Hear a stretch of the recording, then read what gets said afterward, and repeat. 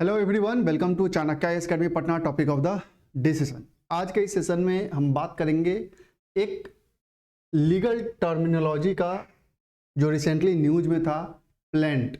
आखिर ये क्या होता है, क्यों न्यूज में था, इसका क्या मतलब होता है, इन तमाम बातों पे आज के इस सेशन में हम डिस्कशन करेंगे। तो recently supreme court of India held that an application seeking amendment of plaint should not be allowed under the Order 6 of Rule 17 of CPC Civil Procedure Code if the amendment alters the nature of the suit।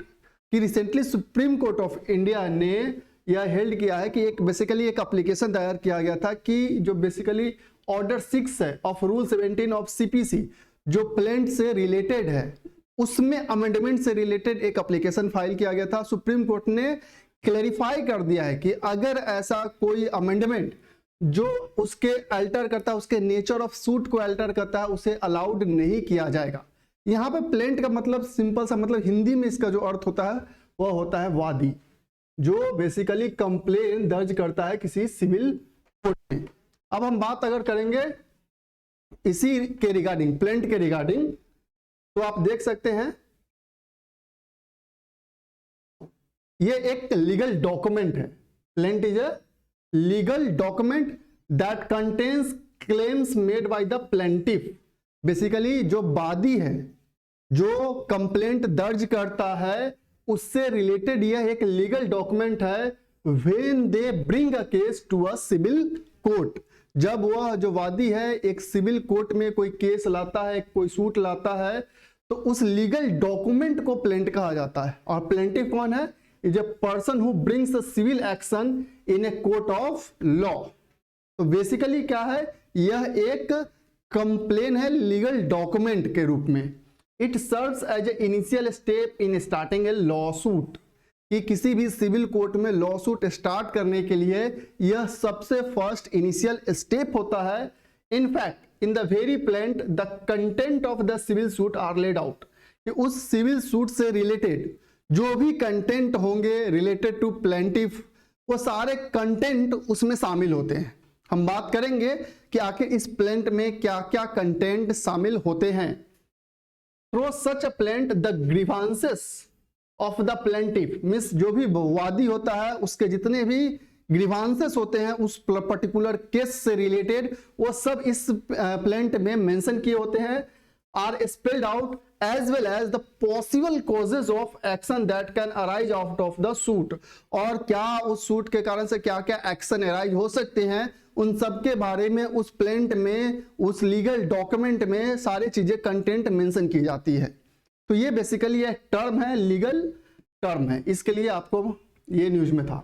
अब बात करते हैं this plaint which is presented to a civil court of appropriate jurisdiction contains everything including facts to the relief that plaintiff expects to obtain।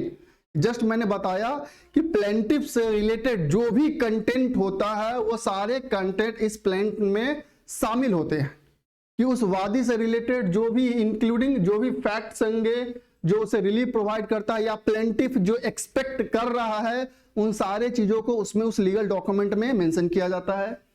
Order 7 of the Code of Civil Procedure CPC particularly deals with a plaint, और इसी के लिए जो CPC का जो Order 7 है वह इसी से रिलेटेड है।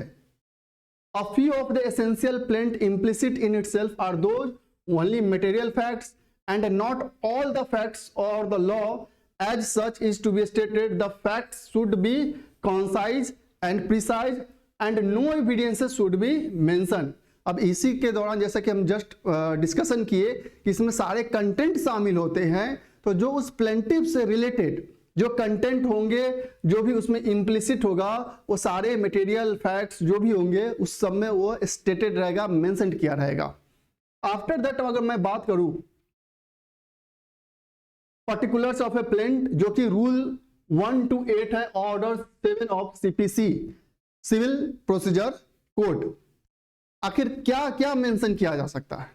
तो सबसे पहले हम बात करते हैं the name of the civil और commercial court where the lawsuit will be filed, कि जिस सिविल कोर्ट में जिस कमर्शियल कोर्ट में लॉ सूट फाइल किया गया है उस कोर्ट का नाम, इंफॉर्मेशन अबाउट द प्लेंटिफ, जो प्लेंटिफ है, जो वादी है, जिसने यह लॉ सूट फाइल किया है या जिसके नाम पे यह लॉ सूट फाइल किया गया है, उससे रिलेटेड उसका नाम, एड्रेस, उसके सारे description, details about the defendant. अब जो प्रतिवादी है, जो एक वादी हुआ दूसरा प्रतिवाद हुआ कि जिसके अगेंस्ट में उसने लॉ सूट फाइल किया है, तो जो डिफेंडेंट है including their name, residence and their description, if the plaintiff has any health issue और disabilities these should be mentioned, कि अगर वादी का कोई हेल्थ इशू है, कोई डिसेबिलिटी है, उससे भी मेंशन उसमें करना होगा।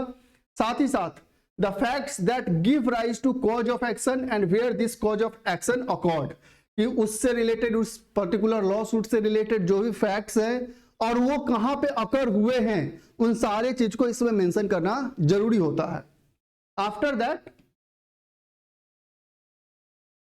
Facts that help determine the courts jurisdiction, और वो फैक्ट्स भी इसमें मेंशन करने हैं जो कोर्ट के ज्यूरिडिक्शन को डिटरमाइन कर रहे हों। इंफॉर्मेशन अबाउट द रिलीफ और remedy of plaintiff seeking from the court, कि क्या क्या जो प्लेंटिफ है, जो वादी है, वो क्या क्या चाहता है कोर्ट से, क्या रिलीफ चाहता है, क्या रेमेडी चाहता है, उसे भी इसमें मेंशन करना जरूरी होता है। If the plaintiff wants to set off a portion of their claim the amount allowed should be stated, कि अगर वो अपने किसी बेसिकली कोई भी पोर्शन को, वो क्लेम को हटाना चाहता है, तो उसमें भी वो अमाउंट उसमें मेंशन किया होना चाहिए। The value of the subject matter of the suit not just for the jurisdiction but also for the court fee, ये भी इसमें पर्टिकुलरली मेंशन होता है। And the verification by the plaintiff under the oath, और उस जो भी law suit में जो भी कंटेंट डाले गए हैं उस सब का वेरिफिकेशन जो है वह एक शपथ प्रक्रिया के द्वारा, जो ओथ प्रोसीजर के द्वारा उस प्लेंटिफ से वेरीफाई किया जाता है। तो ये बेसिकली न्यूज में इसलिए अभी था क्योंकि recently supreme court of India ने इसे में अमेंडमेंट को लेकर कहा कि अगर यह लॉ सूट के बेसिक स्ट्रक्चर को अल्टर करता है तो यह अमेंडमेंट अलाउड नहीं किया जा सकता है। दैट्स व्हाई यह न्यूज में था।